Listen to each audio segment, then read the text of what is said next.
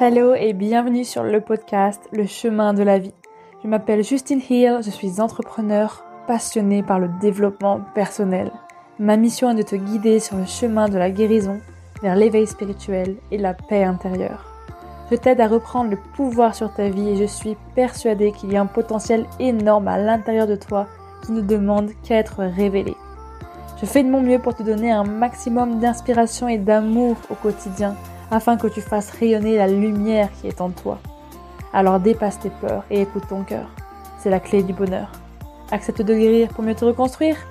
Et si tu aimes ce podcast, n'hésite pas à le noter avec la note de 5 étoiles sur iTunes, sur Apple Podcast et Spotify. Tu peux aussi le commenter sur YouTube et n'hésite pas à le partager à quelqu'un qui en aurait besoin. Bonne écoute! Bonjour à tous, j'espère que vous allez bien. Donc je reviens vers vous dans ce tout nouvel épisode de podcast avec une voix déjà beaucoup plus correcte, beaucoup plus agréable parce que je ne suis plus malade, alléluia. Donc voilà tout simplement. Et aujourd'hui j'avais envie de te parler en fait de prendre la vie avec légèreté. Donc on va parler vraiment de notions de lâcher prise, d'acceptation, tout ça. Parce que dernièrement, j'ai eu une réflexion et j'ai surtout eu une discussion avec mon chéri par rapport au fait en fait d'accepter que voilà, la vie c'est comme ça. Et je vais vous donner un exemple très bientôt, tout de suite après. Donc voilà, c'est vraiment de ça dont j'avais envie de te parler, parce que je trouve ça vraiment mais hyper important. Parce que c'est quand tu es dans le lâcher prise, que tu prends la vie avec légèreté, qu'il se passe des trucs juste incroyables dans ta vie. Et du coup, je vais pouvoir te donner un exemple. Par exemple, moi, à chaque fois que j'ai résisté, que j'étais dans la résistance, dans la contraction, dans les choses qui sont dans les émotions désagréables, que je voulais pas, que j'acceptais pas, etc. À chaque fois que j'étais dans ces émotions-là, en fait, rien n'allait comme je voulais dans ma vie. Clairement, c'était vraiment pas ouf. Et donc, pour te donner un exemple, avant de rencontrer mon chéri, donc c'était c'était quand déjà? Oui, donc c'était fin 2020 et j'ai fait un petit bilan de mon année 2020 et je m'étais dit OK, cette année, bon là je reviens un petit peu en arrière mais c'est vraiment pour vous compreniez parce que c'est un exemple vraiment très flagrant sur le lâcher prise et la légèreté, etc., l'acceptation. Donc du coup je disais que oui, en fait j'avais dit dans mon petit carnet que en 2020 j'avais appris plein de choses, etc. Que en 2021 j'étais prête pour ce qui m'attend. Donc j'ai dit je suis prête pour ce qui m'attend. Je ne sais pas ce que c'est, je ne sais pas ce qui va se passer, mais je suis prête pour ce qui doit arriver parce que ce qui doit arriver arrivera tout simplement. Et j'étais très ouverte. Bon, à la fois j'en avais marre d'être avec, j'en avais marre de me focus sur le fait d'être en couple, de vouloir trouver quelqu'un de bien, etc., etc. Je me suis dit en fait je m'en fous. J'arrête de vouloir courir après cette chose-là, cette situation-là que je n'ai pas, parce que je trouve personne assez bien pour moi. MDR, non, c'est juste que j'avais des critères tellement élevés que forcément, voilà. Et du coup, je me suis dit, OK, cette année, je m'en fous, en fait. J'ai passé déjà beaucoup de temps seule, et je suis prête à en passer encore, parce que j'ai kiffé ma vie comme ça. Et donc, j'avais envie, de juste être focus sur mon business, et pas sur les mecs, clairement. Du coup, je me suis dit, let's go, c'est parti. Et vraiment, j'ai lâché prise. Mais j'ai pas lâché prise en mode, j'ai pas dit, ouais, c'est bon, nanana. Non, c'est vraiment que je l'ai incarné. Genre vraiment dans mon corps, dans mon esprit, dans mon âme. Je me suis dit, c'est bon. Cette année, c'est juste pour moi, en fait. Et mes objectifs, ma carrière, etc. Et, devinez quoi? Même pas un mois après, je crois. Un truc comme ça. En février, en tout cas, genre vraiment tout début février. C'est là où j'ai rencontré mon copain. Donc du coup, si ça s'avérait vrai. Et ce qui est marrant, c'est que tous les critères que j'avais donnés avant et sur lesquels j'ai totalement lâché prise et j'ai totalement dit c'est pas grave, au pire, j'ai pas de mec, je m'en fous, en fait, je suis très bien comme ça. Et en fait, il répondait à tous ces critères-là. Du coup, c'est super marrant. Et vraiment, j'ai eu tellement de signes qui me prouvaient, qui me montraient que j'allais vraiment trouver la personne idéale, etc. Genre, j'avais que des signes, en fait, des heures doubles, j'en ai vu au moins, j'en voyais 5-6 par jour, c'était énorme. Je voyais des animaux et j'essayais de regarder la signification et ça me disait que j'allais rencontrer quelqu'un. Et moi, j'étais en mode, mais attends, comment ça, quoi? MDR, comment ça, je vais rencontrer l'amour? Déjà, je suis en Écosse, parce qu'à l'époque, j'étais en Écosse. Et j'étais pas le genre de meuf qui allait, qui sortait très souvent non plus. Enfin, je voyais mes colocs, et puis basta. Et puis résultat, voilà, ça s'est fait. Donc ça, c'est un exemple. Et j'ai aussi un autre exemple. Et donc oui, je te donne pas mal d'exemples dans ce podcast sur ma vie parce que je pense que ça peut être intéressant de faire le parallèle avec la tienne. Donc tu me diras si ça te parle dans les commentaires de toute façon. Et le deuxième exemple, c'était très récemment en fait, où quand je suis venue quand je suis venue emménager à Lisbonne. En fait, quand je suis rentrée d'Écosse, ça faisait depuis le mois de juin jusqu'à le mois de mars, en fait, donc à peu près 9 mois, j'ai voulu repartir à l'étranger. Sauf que j'ai pas pu, et ça m'a frustrée, mais frustrée d'une manière, énorme, quoi. J'étais, dégoûtée. Je pensais qu'à ça. Donc je pensais qu'à partir, en fait, je voulais que ça. Et j'étais vraiment focalisée là-dessus. Et en fait, ça marchait pas parce que j'étais trop obsédée, trop dans le contrôle. Je voulais que ça se passe comme moi j'avais décidé que ça se passerait. Sauf que du coup, j'avais pas d'argent pour partir, j'avais même pas d'argent du tout. J'étais vraiment dans la merde à cette époque-là. Donc c'était vraiment compliqué pour moi. Je pouvais rien faire. Donc clairement, pendant 9 mois, j'ai pas pu partir. Alors que j'étais vraiment focus sur ça. Je me suis dit, non mais c'est bon. Je vais quand même pas travailler dans le salariat.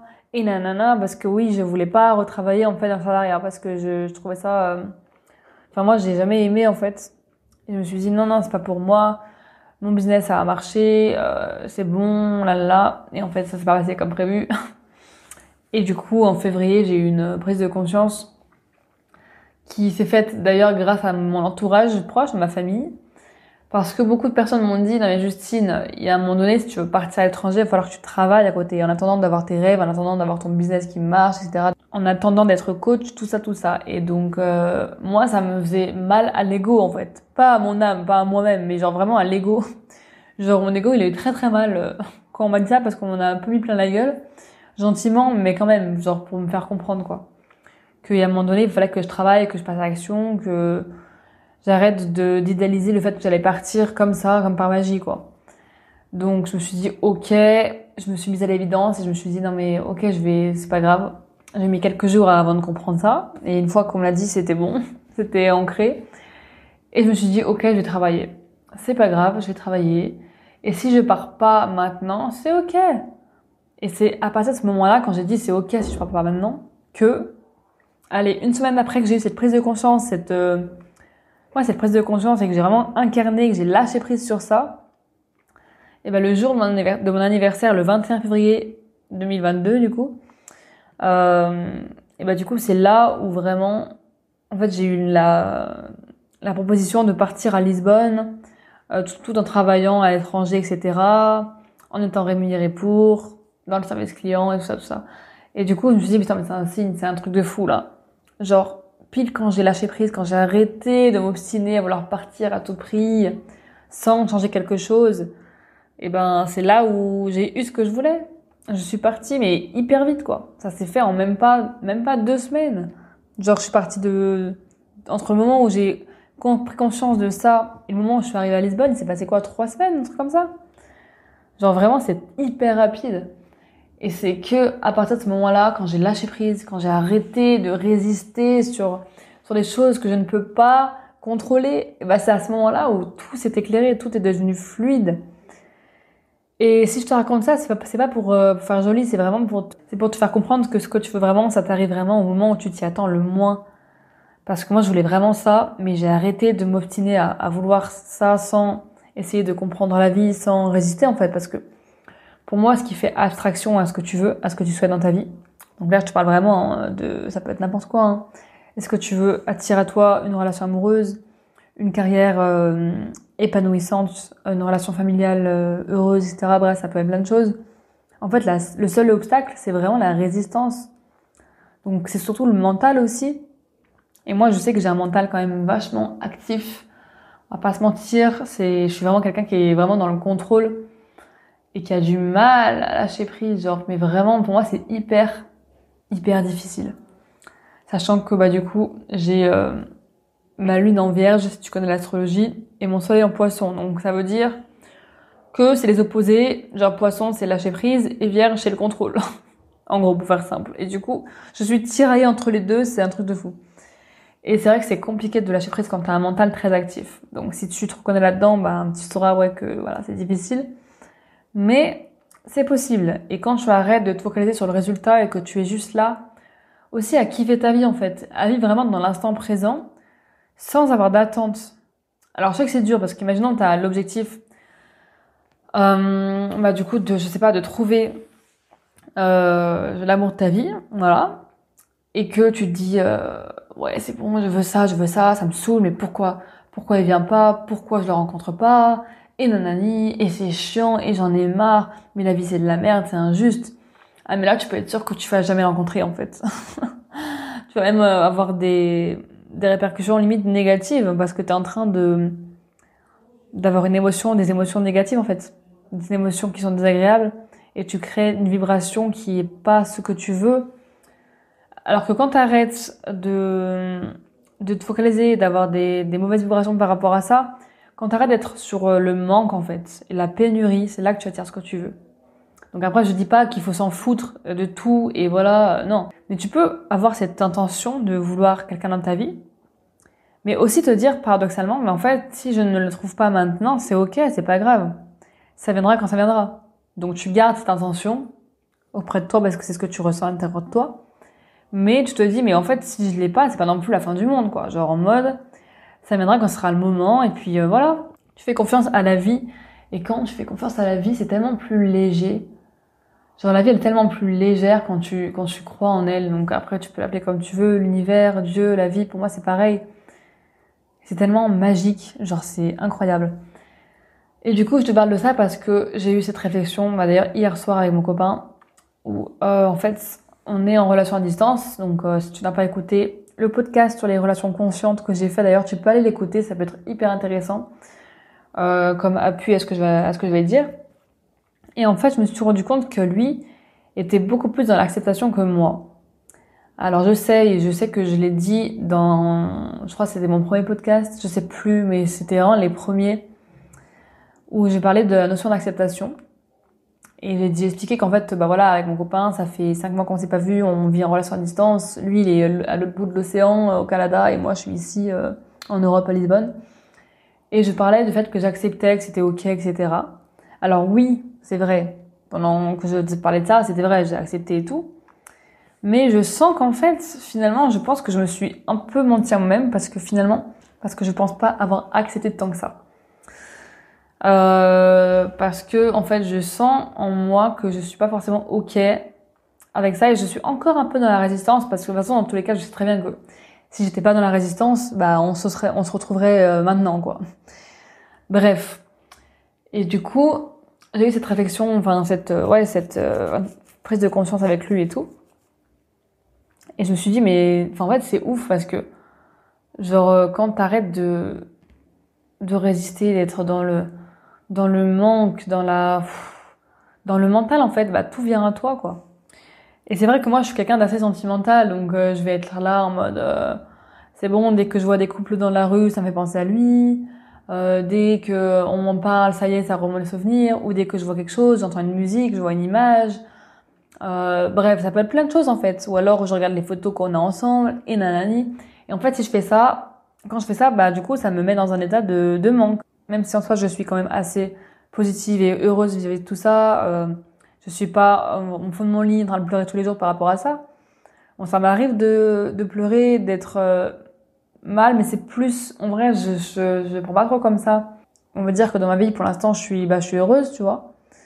Mais c'est vrai que j'ai beaucoup de moments où je pense à lui, pas forcément de manière négative, en mode, il vient pas, et nanani, mais c'est juste, je pense que c'est un petit peu sous-jacent, c'est pas très obvious, comme on dit, c'est pas très évident, parce que je suis pas dans la tristesse profonde, je suis juste dans j'aurais bien aimé qu'il soit là pour ça, mais du coup, en fait, même si c'est pas forcément très négatif à vue de nez, à vue d'œil, et en fait, c'est quand même une énergie qui est pas très positive et assez lourde, parce que je suis un peu dans l'attente quand même. Parce que je me dis, dans tous les cas, je sais qu'on va se retrouver, je sais que ça va arriver, c'est sûr et certain. Alors que la bonne intention serait de se dire, peu importe quand on se retrouvera, même si c'est dans 1 mois, dans 6 mois, dans 1 an, c'est ok. Et je sais très bien que je suis pas encore dans cet état d'esprit. Donc je pense que je me suis un petit peu menti à moi-même, mais voilà. Bref, là je suis en train de m'étaler, je m'étale de fou, c'est un truc de malade. Mais c'est vraiment pour te faire prendre conscience parce que en vrai là j'ai vraiment que des exemples à te donner. Je trouve ça beaucoup plus parlant que juste de te parler de ça d'une manière plus globale. Là tu rentres un petit peu dans ma vie, mais je pense que c'est intéressant pour voir ce point de vue, tu vois, de prendre la vie avec légèreté. Et je vais revenir une dernière fois sur la notion d'acceptation parce que je sais que j'ai déjà dit dans un autre podcast, mais je trouve ça tellement important que j'ai envie de t'en parler de nouveau.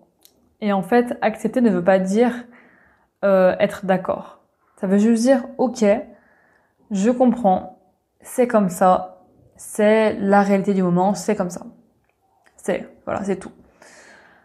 Et on a tendance à se dire, non, mais accepter, c'est être d'accord, c'est dire, ok, t'as raison. Non, c'est pas ça, accepter. Et d'ailleurs, mon chéri, il me l'a très bien dit hier, c'est que lui, il accepte en fait vraiment pleinement cette situation, même si c'est désagréable, même si des fois, bah voilà, je lui manque, il me manque, c'est dur parce qu'on se voit pas. Du coup, bah pour communiquer, il faut faire plus d'efforts. Vraiment, c'est tout un chemin. Enfin, c'est très compliqué, mais à côté de ça, bah voilà, en fait, on a vraiment eu ce qu'on voulait tous les deux. Moi, bien avant de le connaître, j'ai toujours voulu retourner à Lisbonne parce que j'étais déjà allée 2-3 jours et j'ai toujours voulu retourner. Et maintenant, j'y suis. Lui, c'est pareil, le Canada, ça fait je sais pas combien de temps qu'il était sur sur ce projet-là, bien avant de me connaître. Donc, en fait, on a juste eu ce qu'on voulait tous les deux. Et pour l'instant, on n'a pas le même chemin, mais voilà. Et ça, j'avais du mal à l'accepter. Et j'ai encore un peu de mal aujourd'hui, même si je suis plus dans la colère et je vais plus m'énerver contre lui et être vraiment en colère et l'accuser et voilà, et tu fais pas ci, et pourquoi tu viens pas, parce que tu m'as abandonné et on sera jamais ensemble. Ça vraiment c'est des choses que je pouvais dire avant. J'étais vraiment dans l'accusation, dans la douleur aussi, dans l'incompréhension, dans la frustration surtout, vraiment dans la frustration. Mais ça l'aidait pas parce que du coup la communication de couple était horrible, vraiment horrible.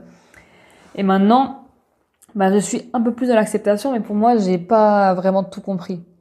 Parce que je pars du principe qu'en fait, la vie, c'est simple, ok? Pour moi, la vie, c'est simple. C'est-à-dire que si ça se passe pas comme tu veux, si ça va pas comme tu veux, comme tu le souhaites, c'est parce que t'avais autre chose à comprendre avant. Et que peut-être que t'as pas encore tout compris. Quand je dis compris, c'est vraiment que t'as pas encore eu des prises de conscience, incarné ton message, etc. Enfin, incarné ce que tu penses, quoi. Ou alors ce que tu essayes de penser. C'est qu'il y a quelque chose que t'as pas compris, que t'as pas loupé, hein, parce qu'on loupe rien. Pour moi, on a vraiment, vraiment la vie, tu loupes rien, même si t'as l'impression que t'as mal fait quelque chose, c'est juste que que ça devait se passer comme ça. Mais quand tu sais qu'il y a une résistance et que t'arrives pas à avoir ce que tu veux, bah c'est là que tu peux te dire, ok, alors attends, prendre 2 secondes, avoir du recul et te dire, ok, donc là je suis en résistance, là je suis en train de résister parce que ça me plaît pas ce qui se passe. Et du coup, tu peux juste observer déjà et te rendre compte de ça. Et quand tu te rends compte, c'est beaucoup plus simple. Parce que si t'as pas de résistance, mais la vie, elle t'amène tout ce que tu veux sur un plateau. Sauf que on est bien d'accord que les humains, on a tous des résistances, mais tous, tout le temps. Pour plein de choses, c'est normal, c'est humain, quoi. Parce que sinon, la vie n'aurait pas de sens. Si tout était facile, bah non, en fait. Tu peux pas avoir de lumière sans ombre, tu peux pas avoir de succès sans échec, tu vois. C'est pas possible. Donc, il faut connaître il faut connaître, pardon, la contraction pour avoir l'expansion. Il faut connaître la résistance pour avoir l'abondance, en fait, tout simplement.